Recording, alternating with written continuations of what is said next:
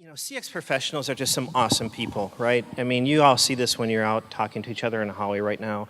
CX folks are some of the most committed, passionate, optimistic people in the world. And you have to be, right? It's a really tough job to try and get an organization aligned to the needs of a customer when not everybody always buys in automatically, right? And so what we focus on is we focus on data. And we believe that without providing data and evidence, it's really hard to get people to lean in to an organization. So while this is intended to be a tech talk, I'm really not going to talk too much about our tech. I'm going to talk about the outcomes. And then Jen is going to talk a little bit about how her organization consumes the type of data that we produce. Because honestly, in our industry, you have companies like Decooda or Medallia or Qualtrics or Clarabridge, and you look at our websites, it all sounds the same. Right? It looks the same, it sounds the same, it smells the same. And so what's really different? Is there really a difference between any of those? And so hopefully we'll touch on that today. So if you have competitive technology in your organization today and you're using basic things like text analytics as a part of your analysis process of customer feedback, and let's assume for a moment we're talking about transactional data where we're capturing transactional data in real time from customers, this is the type of stuff that you're typically seeing coming out of these platforms. And while it's really beautiful, it's not very actionable. And so if you kind of peel back the layers of the onion, you kind of look into that data and you say, well, what's the data really telling us? Well, the data says that there's a journey problem that we have here. We have a situation related to late fees, and those late fees drive people to our website and to our call center, and if they can't resolve the situation in the website, then it pushes them to the call center. So pretty obvious stuff that you would think. And then you do the next level of analysis on this, and you say, well, what do you really know about it? Because now we got to tell the organization to go do something with it. And this is the type of information that you see. And as you can recognize in this, while it might be in the right zip code, we're not at the right house, right? It's not really actionable. There's a tremendous amount of work that still needs to be done in order to take these insights to the next level. And this is the type of situation that we're focused on. When we present the insights as a result of the analyses that we do or the analysis of unstructured data, we capture very granular data related to what we see happening related to customer experiences. But more importantly, we're identifying the causal relationships behind the data that we see. And so what we find in this type of data, it might not necessarily be the late fees that we want to focus on initially, or even the issues related to the call center or the website. If we really understand the process associated with onboarding a customer, we can eliminate 58% of the pressure on the website and on the call center. And so companies kind of get hoodwinked into focusing on those obvious things, when in reality, if we went further upstream, if you will, back to the cause of those situations, we could be focusing on the things that are going to have the greatest effect inside the organization.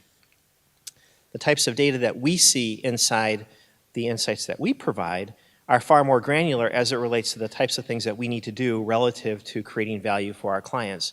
So there are very specific website recommendations. There's very specific recommendations related to the billing process, and there's very specific information related to the payments process.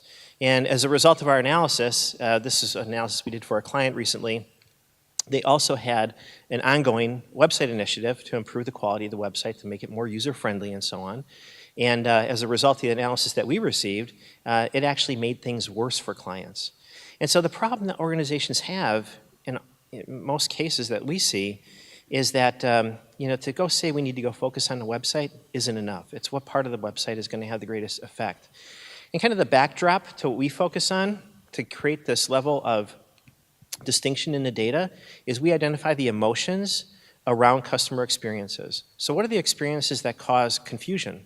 What are the experiences that people have that cause frustration? What are the experiences that cause anger? And if we can identify those experiences at a very specific level, we can use the emotions as a prioritization mechanism to ensure that we're lining up behind the things that are going to have the greatest effect on the overall customer experience.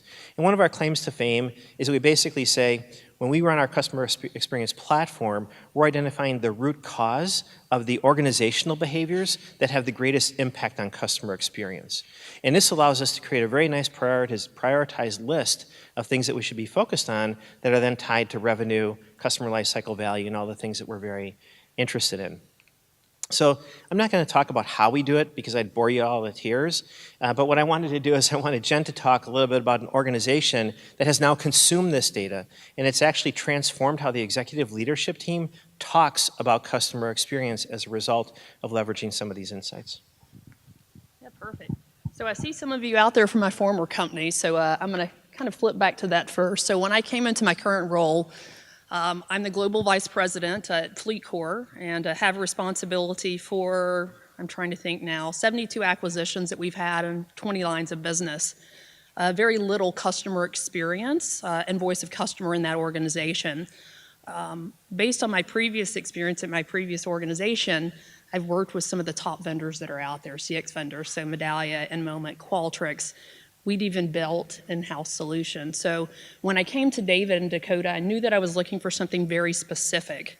In the past, we'd use very lengthy surveys, 20, 30, 40 items. When I came to him, I said, you know, I really don't want to focus on that now. I really want something that's actionable, that my executives are going to take and they're going to use and they're going to lean in and believe in it.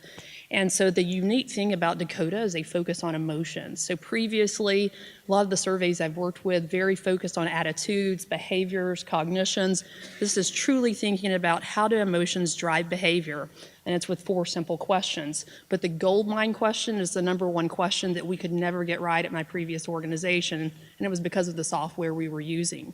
So if you saw at the beginning of the presentation, it was focused on a word cloud.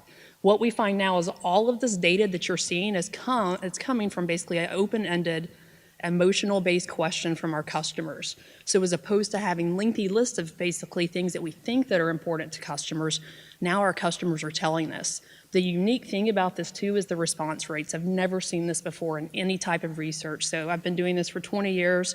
Response rates are in the 80 to 85% range. And I work in a B2B and a B2C space, so that's unheard of. We're seeing that on a global basis too. So if you look at this, what it's driven us to is truly actionable insights. And we do have a wealth of data, but now it's really pinpointing us to the most important things in our organization, specifically for this line of business that we need to focus on. I think that one of the things that we're most proud of is there were a series of meetings that they had with their executive leadership team, and they were talking about how we really need to understand our customers' emotions, because if we don't understand what motivates our customers' emotions, we really don't understand our customers. And to hear those words come out of an executive leadership team, it was just phenomenal to me. It really made me feel like we had hit the right mark for our clients. So the point behind this slide is basically saying, it's not always what you think it is in terms of what you need to focus on. There can be another level of detail that would help you focus on the things that you might not normally focus on if you had the right data. And so going back to how difficult a CX person's job is, imagine what would it be like if you had the right evidence in your hands, and how much easier it would be to change the behaviors of your constituents inside your organization.